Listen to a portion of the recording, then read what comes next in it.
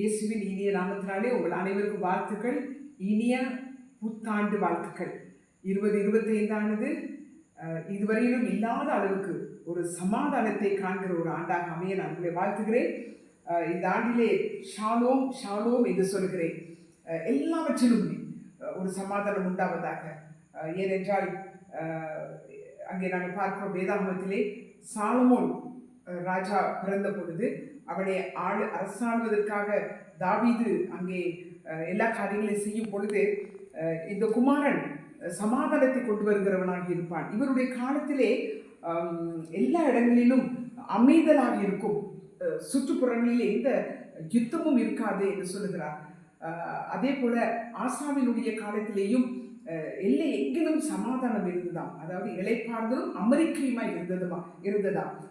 இந்த ஆண்டு அப்படித்தான் இருக்க போகிறது. அனைவருக்கும் ஒருவேளை உலகத்திலே பல காரியங்களை சொல்லலாம், ஆனாலும் கர்த்தரை விசுவாசிக்கிறவர்களுக்கு இந்த ஆண்டானது சமாதானம் சமாதானம் ஷாலோம், எங்கும் அமெரிக்கையும் எங்கும் இளைப்பாறுதலும் எல்லா இடங்களிலுமே ஒரு அமைதல் இருந்தது என்று பார்க்கிறோம். யோசபாத்தின் காலத்திலும் அப்படித்தான் இருந்தது. அந்த காலங்கள் அமைதியாக இருந்ததினாலே அவர்களால் நிறைய காரியங்களை செய்ய முடிந்தது. கட்டுமான வேலைகளை செய்தார்கள்.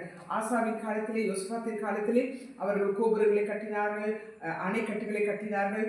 சாலமோனின் காலத்திலே எங்கும் அமைதியாக இருந்த பொழுது ஆலயம் கட்டினார், ஒரு கட்டுமான வேலை நடந்தது. ஆக 2025 ஆனது சமாதான தாபரமாகவும் கட்டுமான வேலைகள், அதாவது குடும்பங்களை கட்டுவதற்கு, திருச்சபையை கட்டுவதற்கு, நாட்டை கட்டுவதற்கு, ஏதோ ஒரு கட்டுமான வேலை ஒன்று செய்வதற்காக இந்த இந்த ஆண்டை நமக்கு தேவன் ஒரு சமாதான ஆண்டாக தரப்போகிறார். அதாவது அங்கே வேதம் என்ன சொல்கிறது என்றால் 2 நாளாகமம் 14ஆம் அதிகாரம், அதே போல 22ஆம் அதிகாரம், 23ஆம் அதிகாரம், இப்படி ஒவ்வொரு அதிகாரத்தில் நீங்கள் பார்த்தீர்கள் என்றால் என்ன சொல்கிறது என்றால், கர்த்தர் சமாதானத்தை கட்டளையிட்டார், கர்த்தர் அமெரிக்கையை கட்டளையிட்டார்.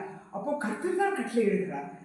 அப்போ இந்த ஆண்டும் எனக்கும் உங்களுக்கும் சமாதானத்தை கர்த்தர் கட்டளையிடுவார். ஆகவே தான் உங்களுக்கு, உங்கள் குடும்பங்களுக்கும் இப்பொழுது நான் சொல்லுகிறேன், ஷலோம் ஷலோம். அப்படி என்றால் எல்லாவற்றிலும் உங்களுக்கு பரிபூர்ணமும் சமாதானமும் உண்டாவதாக. எந்த சூழ்நிலையிலும் நீங்கள் அமர்ந்திருந்து இளைப்பாறுதலோடு கூட காரியங்களை செய்ய தேவன் ஆசீர்வதிப்பார். கர்த்தர் தாங்க உங்களை ஆசீர்வதிப்பாராக. Shalom shalom.